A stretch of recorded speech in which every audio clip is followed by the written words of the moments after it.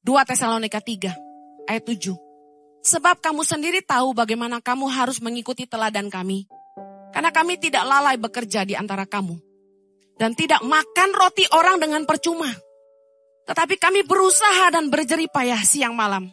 Supaya jangan jadi beban bagi siapapun di antara kamu.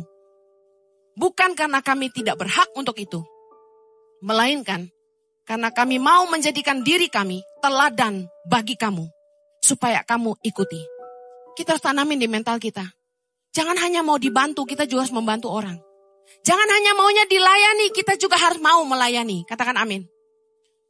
Udah dikasih tempat tinggal sama orang, kita harus tahu diri, harus mau bantu-bantu. Saya terima banyak DM-an di Instagram. Bu Heni, saya punya sepupu.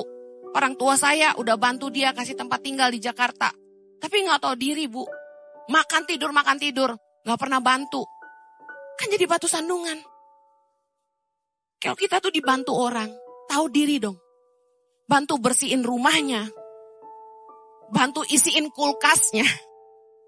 Bantu bayar tagihan listrik, air. Bantu cuci piring, bantu masak, bantu apalah. Jangan hanya mau dibantu, kita juga harus jadi berkat buat dia. Amin. Harus punya rasa sungkan supaya kita tidak jadi batu sandungan. Saya sedih waktu orang-orang dibantu, bukannya tahu diri tapi aji mumpung. Saya sama Pak Jojo dari dulu pelayanan, kami tidak pernah pilih-pilih. Mau ditaruh di pastori, kita tinggal.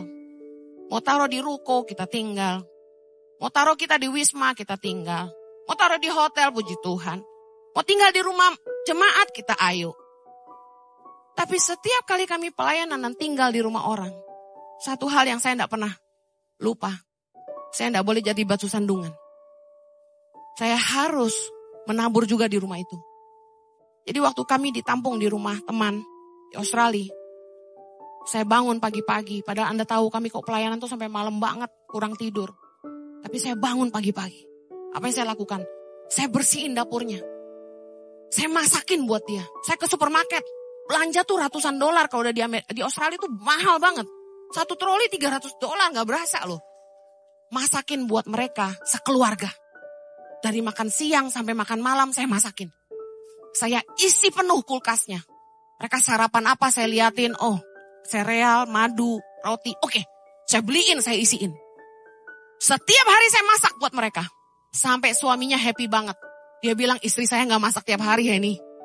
Dia terpelihara ada saya katanya. Saya bersihin dapurnya. Orang di Australia itu kerja capek ya. Gak punya pembantu. Pagi kerja pulang malam.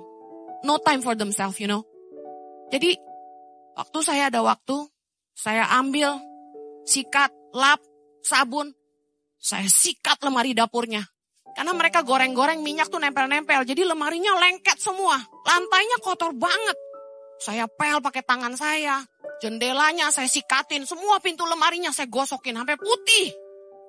Raknya saya rapiin. Susun apanya rapi deh. Saya orangnya kan jijian. Jadi harus rapi. Saya vakum rumahnya. Saya cuci kamar mandinya. Saya kalau mandi di rumah orang. Itu rambut saya pungutin. Gak boleh satu lembar pun tersisa di lantai. Debu saya lapin. Saya bersihin, saya pastiin. Setelah mandi, itu shower kering kamar mandi. Jangan sampai orang masuk kamar mandi. Uap sauna. Saya bersihin. Saya kasih tahu. Puji Tuhan. Kemana-mana saya pergi. Nama Tuhan gak dipermalukan. Orang senang terima saya. Orang senang saya melayani. Bahkan mereka rebutan. Tinggal rumah saya aja. Lumayan ada bibi aplusan. Tapi saya mau akhiri dengan ini. Kalau kita mau hidup jadi berkat. Sebenarnya sederhana. Yang saya khotbahin ini hidup sehari-hari. Rasa sungkan yang baik. Adalah kita gak boleh serakah. Kita harus sungkan supaya sopan. Yang penting katakan amin. Kita jangan hanya mau diberi. Tapi kita harus juga mau belajar memberi. Sungkanlah. Masa udah dibayarin orang. Kita maunya semua terima gratis. Ayo belajar memberi. Yang terakhir. Jangan hanya mau dilayani. Jangan hanya mau dibantu. Orang bisa aja merasa so artis. Segue gini loh. Masa dikasihnya di rumah orang, segue gini loh. Masa gak diantarin jalan-jalan, gak diantar makan? No.